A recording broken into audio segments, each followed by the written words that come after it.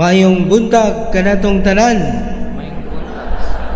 Salamat sa Dios kay sa iyo nga kabuntagon. Aniya kita karon nga nagasimba.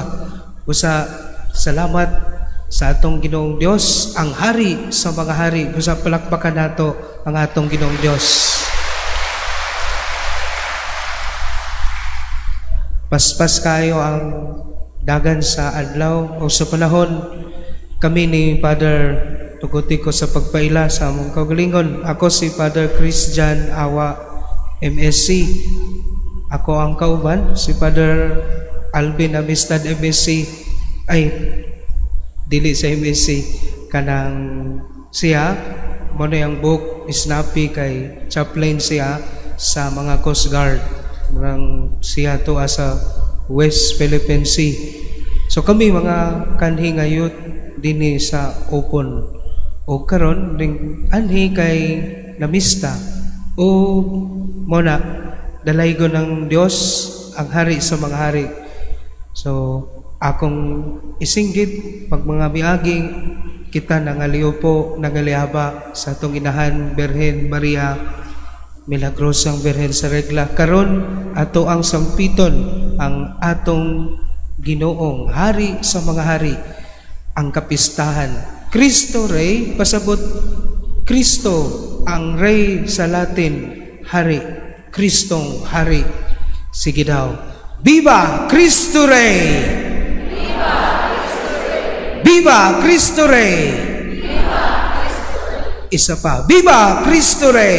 Viva Cristo Rey! Hinaoton ta nga maghari usab sa ato ang mga kaugalingon sa atong kasing-kasing ang Ginoo.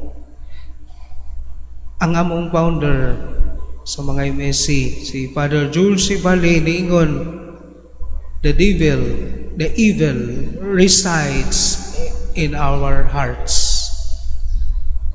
Sumuna nga ang sa matag adlaw doon na kitay choices. Sa matag adlaw nga kita masinuk-anon, sa matag adlaw nga kita madinumtanon, sa panahon nga kita malud dali ra mangluod, ug sa uban pa nga bati ug dili maayo nga atong nga mga gibuhat sa atong isig katawo ug sa atong kaugalingon ug sa Ginoo, gipili nato nga maghari ang demonyo sa atong kaugalingon o sa atong kasing-kasing. Sumuna nga anaa ang templo sa Dios o sa yawa sa matag adlaw. We are struggling niini nga desisyon. Kinsa may atong paharion sa ato ang kaugalingon sa atong pagkatao? Ang Dios ba o ang demonyo? So mani karong adlaw mga igsoon, nagsaulog kita sa kapistahan sa Kristong Hari. Apan ang atong hari lahi sa tanang hari sa kalibutan. Ang iyang gahom wala magagikan sa bahandi, impluwensya o kusog, kundi sa gugma o pagpaubos o pag-alagad. Kini lamang iyang gipamatud-an sa una pa nga nahitabo kining pagka social distancing nato, kining sa mga panahon nga atong kaugalingon ato bitong gilayo, mao ni nahitabo usab karon nga dunay distansya sa atong kaugalingon ug tali bisan sa atong mga kapamilya na ata sulod sa balay pero lagyo ang ato ang buot, dili ta magdungan og kaon, na ay social distancing, physical social distancing. Dunay ato ana karon nga na-develop nga mag-ihay, dunay sa ato nga pilion nato ang mas dali. Ug mao ni wala na kitay gani pakialam sa uban tungod sa nahitabo sa COVID-19 pandemic. Kadali raman to sa panahon, pero nganong nausab ang mga hiyas nga anaa kanato, kita isip tao naa kanato ang pagkamahigugmaon bisan paman sa mga pagpakita nato nga kita gustong palayan sa uban kaysa mga panahon nga kita nanagang nga dili na kita gustong masakitan, kita nag-build o kural, nag-build o distance sa uban. Mo nang hinumduman kita karon sa kapistahan sa Kristong Hari nga unta ang gugma sa Dios maoy magbulig kanato nga maoy maghari ang pagpaubos, ang pagpasaylo, ang pagkamaayo, di ba?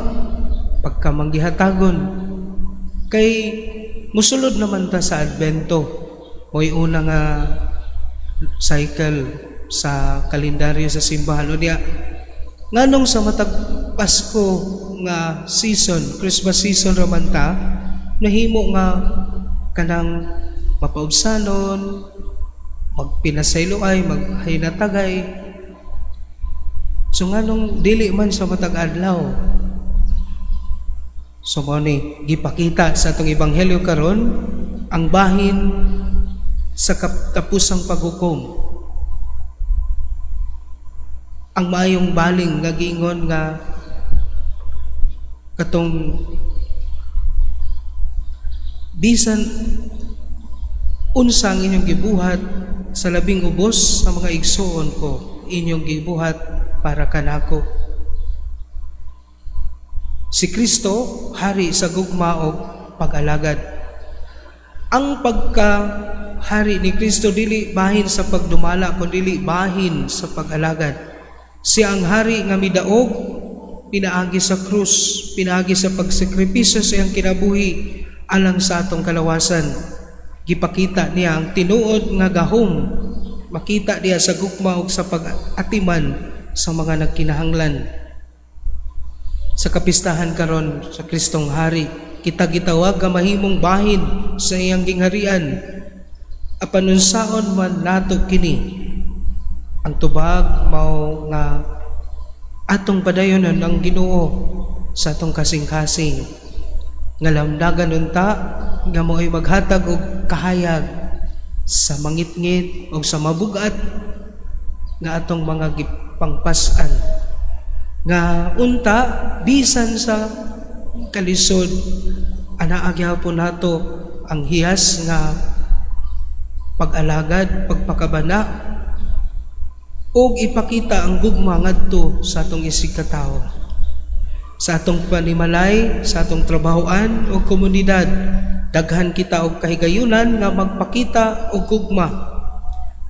Ang usa ka gamayng buhat sa kaayo sama sa pagtabang sa mas naglisod o paghatag og paglaom mahimong dako kaayong epekto. Kini mo ang paagi sa pagpadayag sa paghari ni Kristo sa kalibutan. Muingon gayud nga ang Dios kay dili naman siya makita. Makaingon sila nga ang Dios naghari tungod kanato kay sa atong kaayo, sa atong kasing-kasing. Makaingon gayud ang uban nga ang Dios naghari kanimo, naghari kanato kung atong ipatigbabaw as human as we are ang ato ang kanang natural ang pagkamahigugmaon. So hinaot ato kining pukawon nga hiyas.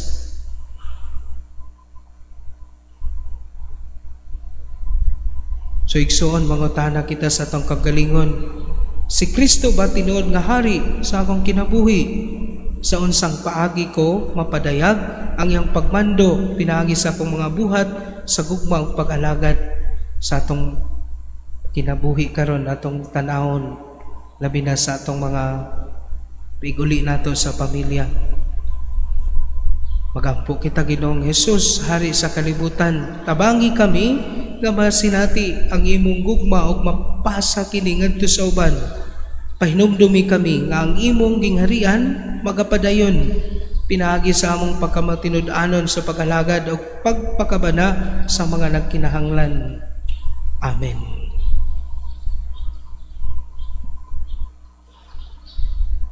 Malihog manindog kita ug karon atong ipadayag ang atong pagtuo.